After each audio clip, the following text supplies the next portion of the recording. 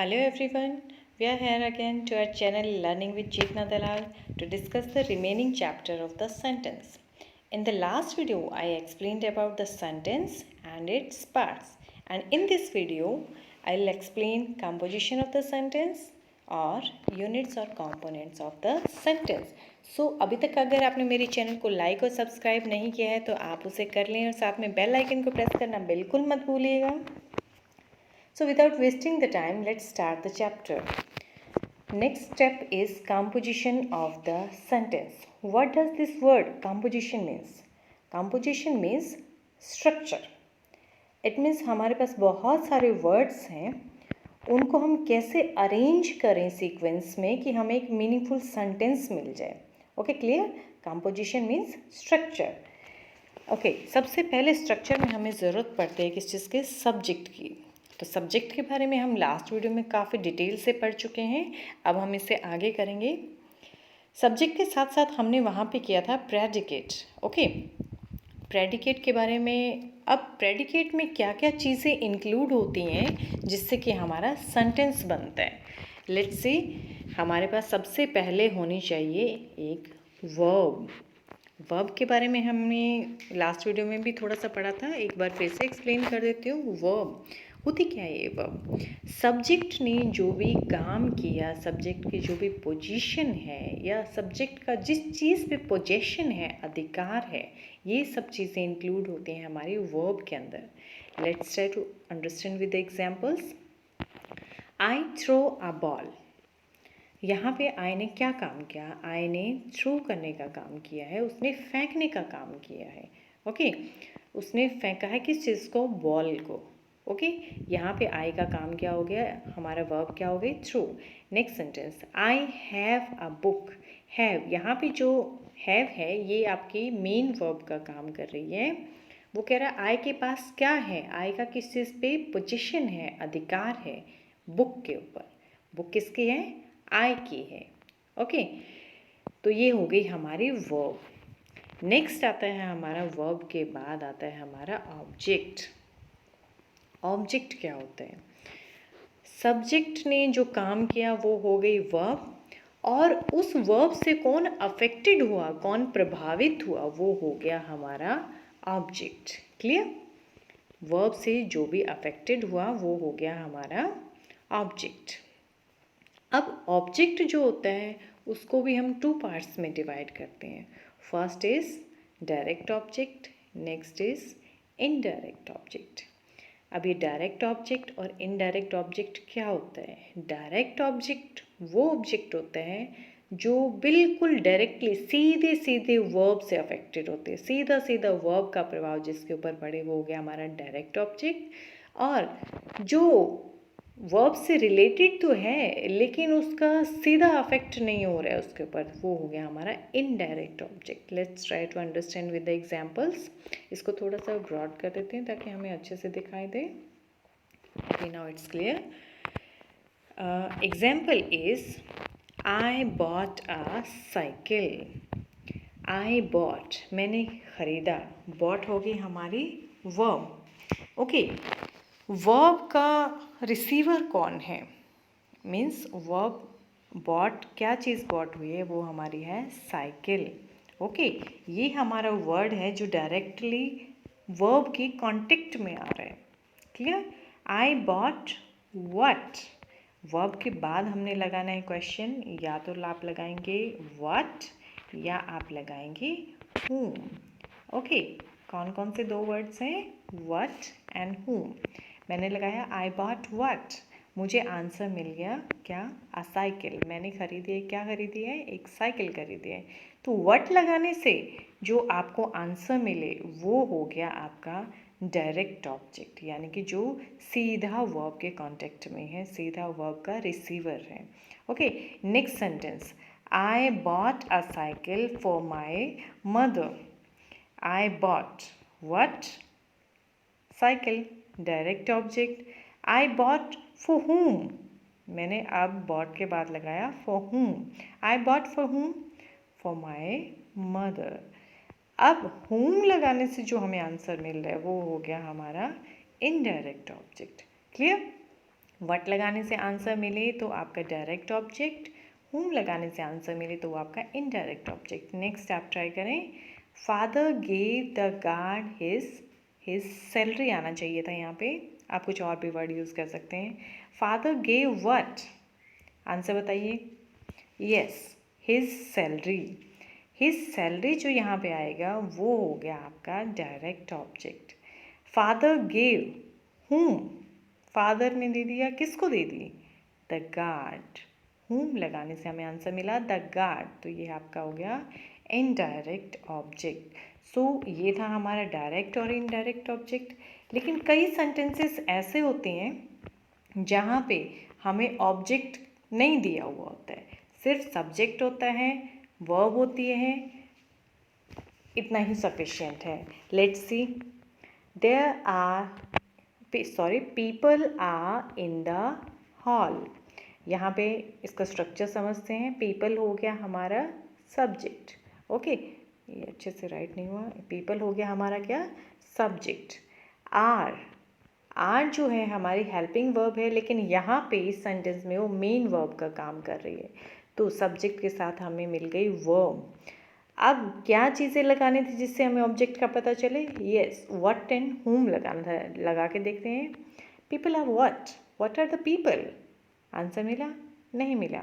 whom are the people, answer मिला, नहीं मिला। तो इट मीन्स ये आगे वाला जो पार्ट है ये हमारा ऑब्जेक्ट तो नहीं है, तो ऑब्जेक्ट के अलावा ये कुछ है, हमने इसको समझना है कि ऑब्जेक्ट के अलावा और हमारे पास क्या हो सकता है। अभी किस चीज़ का आंसर दे रहा है देखें, आई थिंक ये दे रहा है वेयर का आंसर। किस चीज़ का, वेयर का। वेयर आर द पीपल, हमें पता चला है कि पीपल कहाँ पे हैं, इन द हॉल, ओके।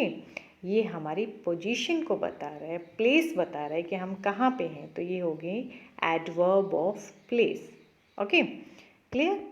नेक्स्ट देखते हैं, the meeting will start at 1 PM।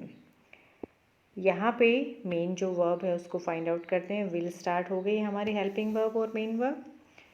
अब फिर से देखना है कि हमारे पास ऑब्जेक्ट है या नहीं है।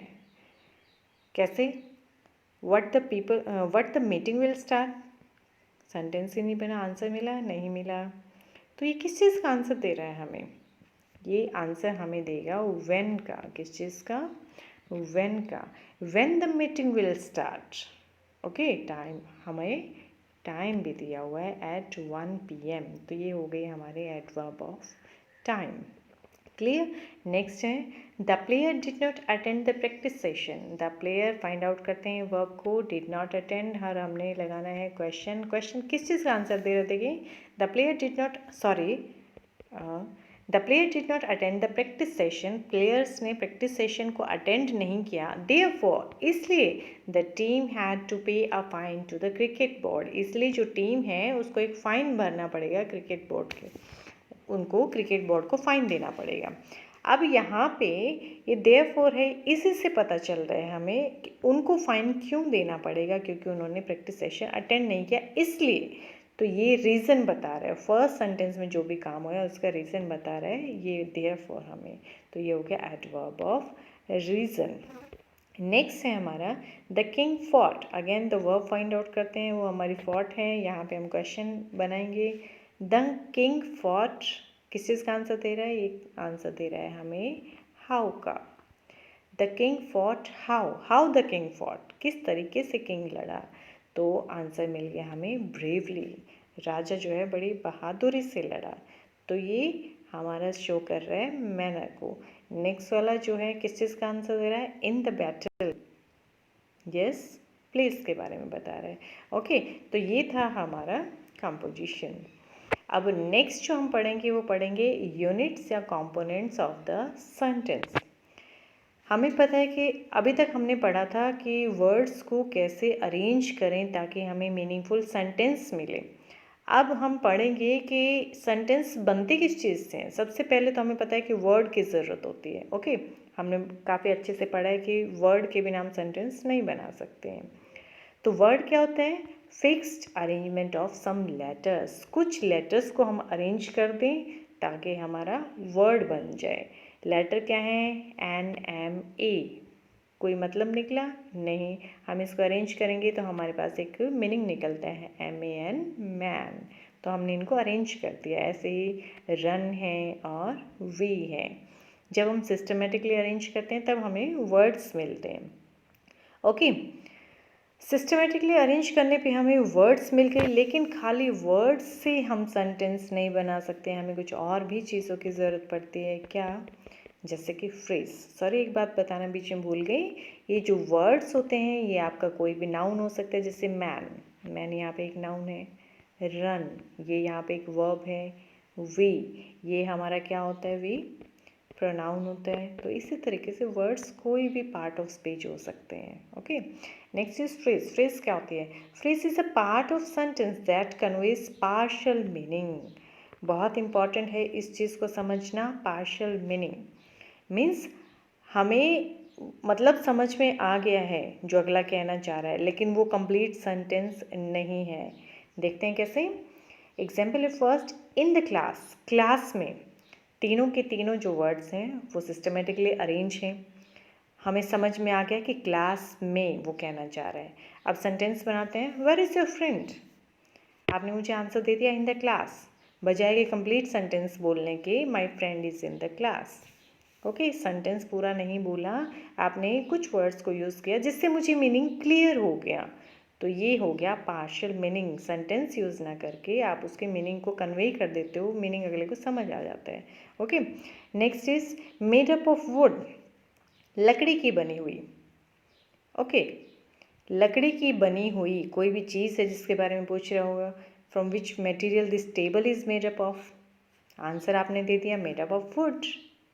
ओके, मीनिंग मुझे क्लियर हो गया कि ये टेबल जो है लकड़ी की बनी हुई है, लेकिन आपने पूरा सेंटेंस जो है यूज़ नहीं किया। ओके, तो partial meaning. To join the meeting, meeting join करने के लिए। मैंने आपसे पूछा why are you standing here? तुम यहाँ पे क्यों खड़े हो?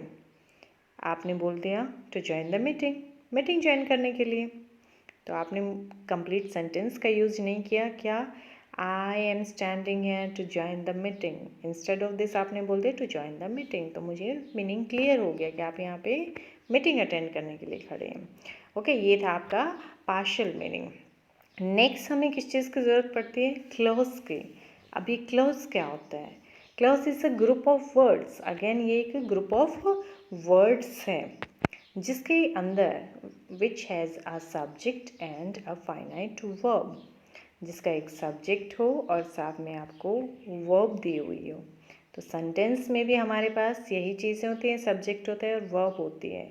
अगर हम सेपरेटली देखें तो क्लोज एक टाइप से सेंटेंस ही होता है, लेकिन ज़रूरी नहीं है कि वो अकेला ही, उसके साथ और भी क्लोजेस जुड़े हुए हो सकते हैं।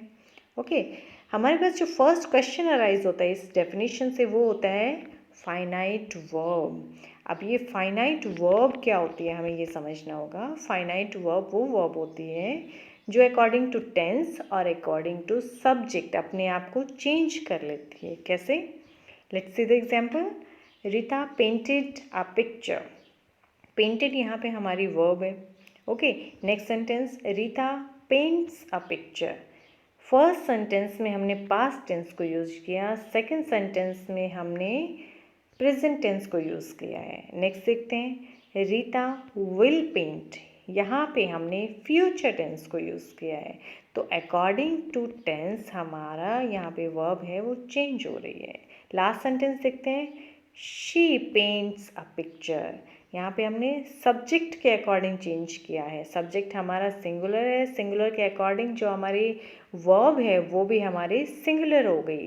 वर्ब के साथ जब भी हम एस या ईएस लगाते हैं तो वर्ब हमारी सिंगुलर ही बनती है। ओके, अब अगर मैं यहाँ पे सब्जेक्ट चेंज कर दूँ, यहाँ पे शी की जगह पे मैंने लिख दिया दे। ओके, दे हो गया तो हमारी पेंट्स की जगह पे हो जाएगा paint. Okay, they paint a picture.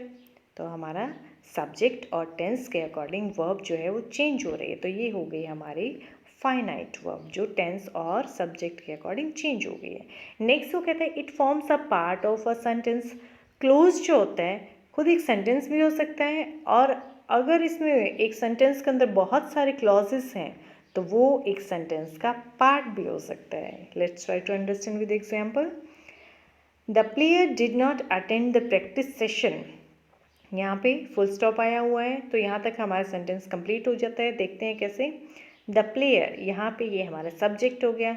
Did not attend, ये हमारी वर्ब है जो कि फाइनाइट वर्ब है.